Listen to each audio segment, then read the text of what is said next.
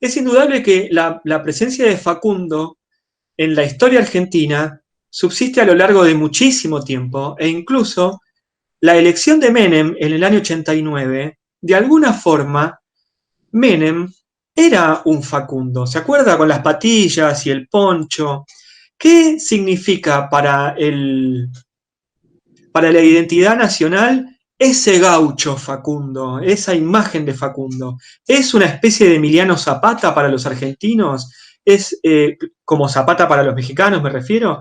¿Es una imagen del interior enfrentándose a la capital? Mire, en primer lugar, ojalá los argentinos lo tuviésemos presente a Quiroga como a otros personajes de la historia argentina, porque uno de nuestros grandes problemas, que se los puede buscar en distintos ámbitos, es el desamor creciente de los argentinos por la historia. Hoy por hoy, a los chicos, a mis nietos, que sin embargo leen y demás, les pregunto por algunas cosas así, preguntas simples acerca de algunos personajes de la historia, su opinión, etcétera, y no tienen los elementos como se contaban en otros tiempos. No sé si Quiroga está muy presente en todos los argentinos, y lo lamento, porque tampoco está presente Sarmiento, ni tampoco están presentes otras grandes figuras, más cercanas o más remotas, ¿no es cierto? De manera que Quiroga tal vez sea un símbolo provincial, pero cuando usted lo saca de las fronteras de su propia provincia, o si quiere del noroeste, no son muchos, y lo lamento, aquellos que saben algo sobre él, y sobre todo que no lo ubican en esa postura de combate, ¿no es cierto? Es decir, trayéndolo a nuestro tiempo para hacerlo pelear por ideas que él tampoco sustentó, porque muchas veces queremos torcer el pensamiento de los personajes del ayer para que nos sirvan a nuestras ideas de hoy. En primer lugar, hay que partir de esta base. El historiador tiene una parte de la verdad muy pequeña, una parcela muy, muy pequeña, porque los elementos que le han llegado con el decurso del tiempo son muy escasos. Yo le hablo de la documentación de Quiroga, por ejemplo. Yo me basé sobre todo en su archivo personal, ¿no es cierto? El archivo personal fue entregado por sus parientes para que la Facultad de Filosofía y Letras de la UBA lo publicase. Se editaron 3 o 4 tomos, después por razones económicas no se pudo seguir adelante, pero por suerte está digitalizado y uno lo puede ver tranquilamente con ingresar a la página del Instituto Ravignani. Bueno, esa documentación de Quiroga, esos papeles, esas cartas que él se intercambia con otros personajes de su tiempo, esa esa correspondencia con su esposa, tantos otros elementos, son sin embargo una pequeña parte de un todo que nos es absolutamente desconocido. Porque fíjese usted, y no hablemos lo que va a ser para los historiadores del futuro con tantos soportes que tendrá que analizar para estudiar la historia del presente, ¿no es cierto? Pero nosotros tenemos papeles, pero tenemos las conversaciones, por ejemplo, de Quiroga con Bustos o de Quiroga con Rosas en el periodo en que vivió en Buenos Aires. ¿Qué se dijeron? ¿Qué hubo detrás de la correspondencia que se intercambiaron? Con esto, ¿qué le quiero decir? Que siempre nos movemos en un terreno bastante movedizo, ¿no es cierto? En cuanto a las patillas de Menem y eso, sí, obviamente es una cuestión anecdótica. Yo creo que él se cambió varias veces de fisonomía, ¿no? Es como que salió de La Rioja con una impronta de caudillo, con las patillas de un Quiroga que ya se había digamos, urbanizado, porque si usted ve la portada de mi libro, hay una imagen de Quiroga ya afeitado, ¿verdad? Con el cabello más o menos ordenado, etcétera, y no como lo era en los tiempos en que estaba en La Rioja, con su barba espesa y sus bigotazos, etcétera. Bueno, y lo mismo pasó con Menem. Menem fue en esa época un Quiroga un poco aclarado, digamos así, o más civilizado. Después él mismo fue mimetizando su persona y su aspecto con el correr del tiempo y a medida que iba modificando digamos, su actuación política. En fin, es muy difícil todo esto, pero lo que importa es que el historiador tiene que hacer bien su trabajo y de la mejor manera posible, ¿verdad?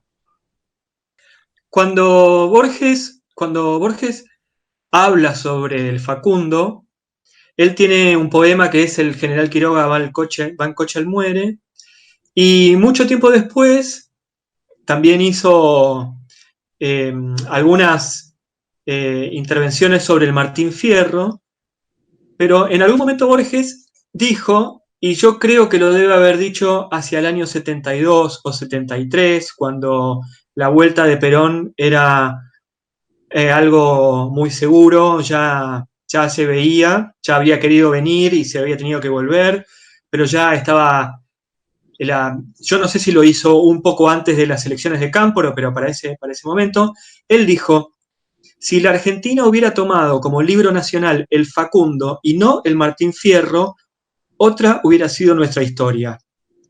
Es una afirmación muy borgiana porque él finalmente es una persona que toma la literatura con un nivel superior a la vida o a la realidad. Pero en ese sentido hay una declaración política y me gustaría saber su opinión sobre eso. Bueno, en realidad Borges fue una figura extraordinaria, un poeta sumo, ¿no es cierto?, de una brillantez total, pero obviamente muchas de sus afirmaciones tan tajantes, tan categóricas, no tienen demasiado asidero. El país es como se hizo, con los aportes de todos, ¿verdad? Es como esa otra tontería que circula desde que yo tengo uso de razón, de que si hubiesen vencido los ingleses en las invasiones, en la larga invasión de 1806 y 1807, estaríamos muy bien porque seríamos una Australia y no una Argentina. La Argentina es, como se formó a lo largo de su existencia, con los aportes de todos, y me parece que esa expresión obviamente es muy literariamente comprensible, pero mirada desde el punto de vista histórico y político, no tiene demasiado asidero. Cuando uno habla de Facundo, es indudable que tiene que hablar de Sarmiento, de toda la sociedad de la historia, con esa idea de civilización y salvaje, civilización y barbarie, y todos los políticos con dejado partir, como decir, correrse un poco de eso. En realidad Sarmiento, su libro se llama Civilización o Barbarie, ¿no? Y no civilización y barbarie. Él plantea una disyuntiva, ¿no? O se llega a la civilización o se continúa en la barbarie. Era una postura, obviamente, de época, de combate. Yo con respecto a Sarmiento, en mi libro, he adoptado la actitud de mencionarlo solo en el prólogo y en una ocasión hacer mención a otra de sus obras. Usted me dirá, pero ¿cómo puede ser si en realidad casi todos los autores que se han referido a la figura de Quiroga lo han hecho en alguna medida contraponiéndose al Facundo? Es decir, los primeros contradictores del Facundo de Sarmiento, para decirlo de otra manera, los que continuaron escribiendo trabajos sobre Quiroga desde David Peña en adelante, se embarcaron en una especie de lucha con el Facundo. En realidad, Sarmiento mismo, poco tiempo después de publicado el Facundo, y aún mismo en el Facundo, da a conocer o expresa que se trata de una obra de carácter político. Él la usa para combatirlo a Rosas. Y los errores de Sarmiento, los errores manifiestos de su obra o las exageraciones, el primero que se las señaló fue un unitario, un adversario de Rosas, que fue Valentín Alsina, al cual Sarmiento le mandó unos años más tarde su libro para que le diese su opinión, y Sarmiento era muy ególatra, y por otra parte para que le hiciese algún agregado, y Alsina, que era un hombre muy severo en lo personal y también en lo intelectual, le hizo una serie de observaciones, ¿no es cierto?, de muchos errores de carácter histórico que Sarmiento formulaba. Pero respecto de mi libro, yo procuré escribir un Quiroga distinto, es decir, un Quiroga, digamos, narrado o evocado por un historiador que procura ser imparcial, dentro de la imparcialidad a la que podemos llegar los seres humanos. Y por eso fue que me basé básicamente en los documentos de Quiroga, ¿verdad? Las cartas que él se intercambió con otros contemporáneos, algunos partes de batalla, etcétera, elementos que me permitieran salirme de esa especie, ¿no es cierto?, de lucha denodada que yo mismo viví, me acuerdo, en los tiempos de la escuela secundaria, en una época en que los profesores nos ponían, ¿no es cierto?, en una... me parece que era una interesante manera de hacernos gustar la historia, porque formaban grupos, ¿no es cierto?, algunos que tenían que abogar en pro de Sarmiento y otros hacerlo en favor de Rosas, cosa que demuestra que, como ha dicho algún autor, Sarmiento y Rosas son de los pocos personajes, quizás los dos únicos personajes que siguen vivos en la historia actual, provocando todavía discusiones y disputas entre los argentinos, ¿no? El, el peronismo en ese sentido tomó partido por Rosas. Claro, bueno, yo justamente... yo hice, obviamente, mi escuela secundaria fue en una época de transición entre el peronismo y los gobiernos y el gobierno posterior al peronismo, ¿no es cierto? Pero aún en la época, yo tuve un profesor de escuela secundaria al que realmente le debo mi vocación de historiador, porque en una escuela en que había que tener mucho cuidado en las cosas que se decían, era una escuela pública, una escuela normal, él suscitaba estos debates, ¿no es cierto? Y los chicos, los adolescentes, interveníamos, leíamos, estudiábamos las obras de los distintos autores y planteábamos esa especie de dicotomía que a su vez puso en sus páginas Sarmiento, ¿no? De manera tal que creo que a Quiroga, como a una cantidad de personajes de nuestra historia, hay que contemplarlos desde la tónica o desde el punto de mira de la posible imparcialidad. Hay que tener en cuenta que los historiadores, no los políticos que utilizan la historia con determinada finalidad, no digo ni que esté bien ni que esté mal, pero el historiador procura colocarse, el buen historiador, o el que quiere ser buen historiador, aunque no lo logre, procura ubicarse, como digo insistentemente, en una posición de equilibrio, de ecuanimidad, ¿verdad?, frente a los personajes y a los hechos de la historia argentina. Y respecto de Quiroga no cabe ninguna duda de que ninguno de los dos extremos en que se lo coloca son realmente exactos. Ni fue el caudillo impoluto, que no tuvo manchas, que no cometió crímenes, porque los cometió, ni fue tampoco el salvaje total como lo presenta Sarmiento. Fue un hombre de su tiempo, fue un hombre que se manejó en unas circunstancias del país sumamente difíciles, en un país desierto, en un país de grandes inmensidades despobladas, ¿verdad?, donde había extremas dificultades, donde cada provincia era una especie de estado absolutamente separado de las demás, las unía un leve hilito de unión que nunca llegaba a materializarse del todo, y bueno, y en ese ámbito combatieron y desarrollaron su labor. A los próceres nacionales, a los personajes históricos nacionales, para entender nuestro presente? Bueno, yo creo que es muy importante recurrir a las figuras del pasado.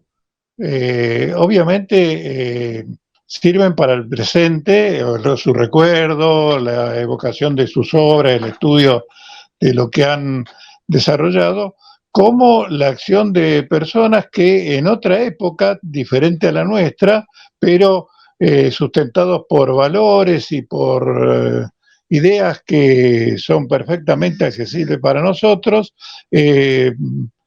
hicieron todo lo que estuvo en sus manos con los medios que contaron en aquella época para concretarlas. Yo creo que hay que partir de la base de que estamos hablando de seres humanos, ¿verdad? De personas que no están como a veces las podemos, o muchas veces las homenajeamos en el bronce. Se les construyó bronces, que se le levantaron bustos y monumentos por lo que hicieron en pro del país, ¿no es cierto?, en su época, no porque fueran de bronce, y con esto quiero decir, no figuras distintas desde el punto de vista humano a lo que somos nosotros. Han sido hombres y mujeres de carne y hueso que han tenido sus virtudes, sus errores, sus fracasos, sus angustias, sus ambiciones, y así tenemos que verlos para valorar lo que han hecho de positivo y entender aquellas cosas que hoy pueden resultarnos negativas, chocantes, etcétera, que son en última instancia las comunes a todos los seres humanos. Sí, y algo que es un Quiroga que tiene muchas anécdotas. Por ejemplo, que le gustaba el juego. Yo no me lo imaginaba de esa manera. Sí, era un jugador empedernido, realmente, digamos así que el comienzo de su vida militar se vincula con una deuda de juego, porque él era prácticamente el brazo derecho de su padre, ¿verdad? Su padre era un rico hacendado riojano de origen sanjuanino, comerciaban con distintos puntos del país, llegaban hasta Buenos Aires, y Quiroga, siendo un joven, siendo un chico todavía, se perdió el monto de todas las ventas en un tapete de juego. Esa fue aparentemente la primera vez, y a raíz de eso, para no pensando en el disgusto que le provocaría a su padre y pensando en lo que iba a hacer para él volver a la presencia de su padre, se enroló en las filas del ejército. Después, ¿verdad? Su padre lo disculpó, pero ese fue el comienzo, digamos, de Quiroga con las armas. Luego ya lo nombrarán comandante de milicias en La Rioja, etcétera, pero siempre él tenía una pasión muy grande por todo lo que fueran los juegos denominados de salón, ¿verdad? Y también era un propietario de caballos muy muy buenos para correr carreras, ¿no? Y para las cuadreras, etcétera, que justamente con los cuales apostaba. Y mucho dinero. Si ustedes ven la correspondencia de Quiroga, todo el mundo trataba de incorporarlo a una carrera de caballos, ¿verdad? O hacerle ver que tenía que intervenir, que sería importante que sus caballos corrieran, o le recomendaban otros que debía comprarse, etcétera. Y esa pasión la tuvo hasta el final de sus días. Le hago la última pregunta, Miguel Ángel, y le agradezco el tiempo que nos ha dado. ¿Qué años? En una Argentina que todavía estaba en formación y que eran Provincias Unidas. Quiroga tenía una mirada unitaria, pero había aceptado la federalización. Si no hubiese sido asesinado por los Reina Fe, la posibilidad de crecer políticamente como después fue... Los historiadores tenemos prohibido por completo el ucronismo. No podemos imaginar lo que podría haber ocurrido, ¿verdad? Sucedió lo que sucedió. ¿Cómo podemos saber cuál hubiera sido la evolución de este hombre? Si hubiera podido imponerse a Rosas, si no lo hubiera logrado, si se hubiera puesto de acuerdo con Urquiza, si juntos hubiesen llevado adelante la organización nacional, si no. Es decir, se entra en el terreno de la conjetura. Nosotros, los historiadores, tenemos prohibido hacerlo. Y los que se dicen historiadores y proceden de esa manera, sinceramente, se lo aseguro, no lo son. Miguel, muchísimas gracias. Me parece genial la última respuesta que nos dio. Muchísimas gracias por su tiempo. Un abrazo, que esté bien. Realmente.